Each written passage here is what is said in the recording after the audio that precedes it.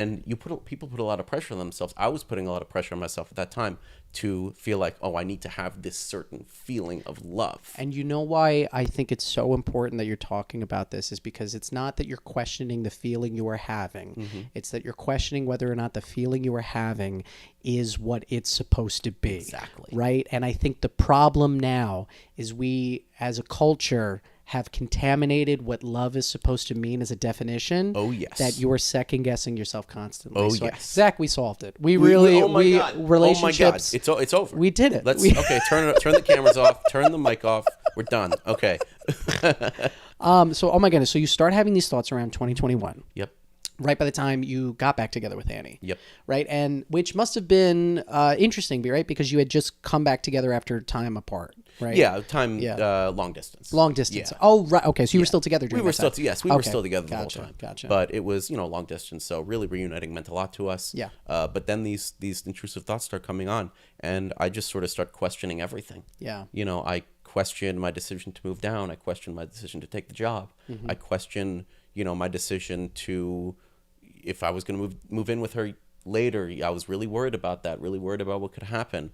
And, it just got to a point where, everybody has intrusive thoughts, right? Yeah. But really what makes it OCD disordered versus non-disordered is whether or not you can exist day to day and be okay. Sure. And I was at a point where I couldn't really do that. The thoughts were very painful because, again, as I was describing, OCD attacks you at the things that are most important to you. At least that's from my experience. And, having all these doubts and these questions about somebody you love so much, it's painful. Yeah. It's like I feel dirty having these thoughts. I feel wrong. Yeah. I feel bad for having Sure. them. Yeah. The guilt that's eating at you. Yeah. And it's physically tolling. So I'd go to work. Work was tough. My drive home from work was really brutal. I remember, I was going out playing basketball, and all of a sudden I just couldn't play anymore because I was just in too much stress thinking about, am I supposed to be here? Is this what this is supposed to be like? Is this what my experience is supposed to be like? Yeah. So it was infiltrating even your outlets. It was right? infiltrating my outlets. It was infiltrating pretty much every aspect of my life. Wow. And it was just constantly in your head, right? Because Constantly you could not think about it. I could not think about it. And were you living with Annie at the time? I was not living with her at the time, but we were spending a lot of time together. Okay, got it. And, she was staying at my place a lot. And Yeah. I was going to her place at times. And just from like the male experience as well, right? It's like you've been with this person for years and years and years, right? Mm-hmm. So, or I guess 3 years at this time. 3 years at that point. So it's 2.5. Or 2.5, yeah. So it's usually around that time, you start getting these questions, which is probably a trigger for it, right? Which is am I going to spend the rest of my life with this person? Right. Is this the person that, I want to be with forever? Yep.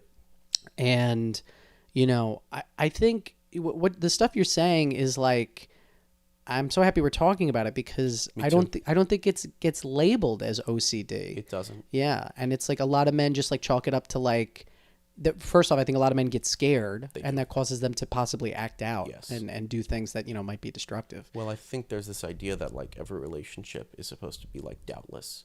And if you're not, if you're having worrisome thoughts or you're worried about the outcome of the relationship, then you should just stop. Right. Because, that's what all the armchair experts on Reddit will tell you.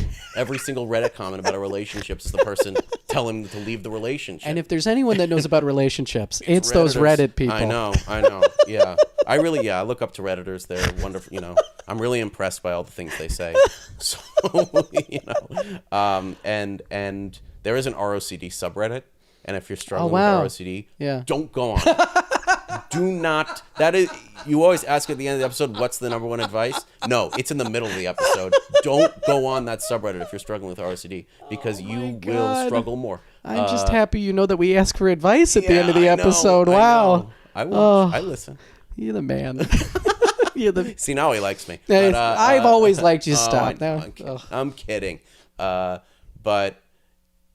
again, I think that it goes back to the expectations of what people think that love is supposed to be. Yeah. And they think it's supposed to be this. And in the honeymoon phase, it is this very magical, very high life feeling, very, upbeat sort of thing. And then once that phase is over, the reality of life sets in, and you start living your day-to-day life with them, Yeah. with this person, and you realize, no, not every single moment is going to have you feeling butterflies in your stomach. Right. And if you have ROCD, you're feeling terrible about the fact that you are not having these butterflies in your stomach. You feel like something man, you is said it. wrong. Yeah. You feel like something is wrong. Yeah. And that the truth is it's not. The truth is that is normal. That's how it's supposed to be. Yeah.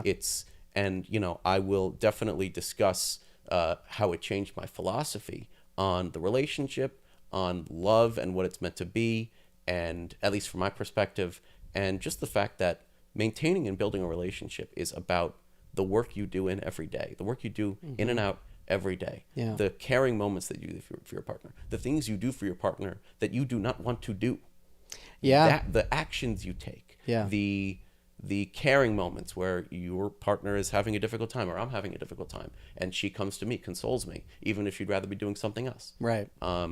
Those are the things that, in my opinion and from my perspective, create the foundation for a powerful, strong relationship. Well, and I agree, and even to that point, right? Like as you're saying that, I'm like, I worry as a person who's also in a long-term relationship with someone I love very deeply. It's like, am I doing that enough? I think about that on a Right. daily basis. Right. And I'm at least I'm very lucky in my relationship. I can verbally check in. Yes. And a lot of times she'll say no, and that's just no. I'm just kidding. More. I hope need no. I don't more. know. She's Yeah. in the other room, so maybe we'll talk about it after the episode. No, but you know what I mean. But it's like I do check in with myself, which I guess is good, but also I do have that anxiety. Not I guess at this point not as intense as it sounds like it was for you at that time. Yeah. But so now it's 2021. You're starting to have those thoughts, and Yep. now how is it impacting your relationship with your significant other? That's a great question. I think there are. Well, first of all, I'd be careful because I'm talking about I'm talking about my partner. So Yeah, I don't no, wanna say again, we shit. can cut anything, Yeah, we'll so cut whatever you want. anything. Yeah, yeah. I don't want to say shit that's gonna piss her off. Yeah, not at all. Yeah, I think but we might have said her name too. Believe- So, but is that okay? She's okay. All She's right. okay with me All right, saying her perfect. name. It's okay. I won't say her address. All right. I'll keep. I won't dox. I'm not gonna dox my fiance. Do you want me to send you this episode and then you can like look through it? We'll do that. Amazing. I could do that for you this that week. would be Perfect. freaking awesome. You I got think it. she'd be happy with that. You too. got it, dude. I'll send it to you. That would be great. So what really comes to mind when you ask that questions is that my drive home from work was really Yeah. I mean, I'd it sucks come home already, from work. man. Yeah, Yeah. exactly. Yeah. Ugh. How long was your drive?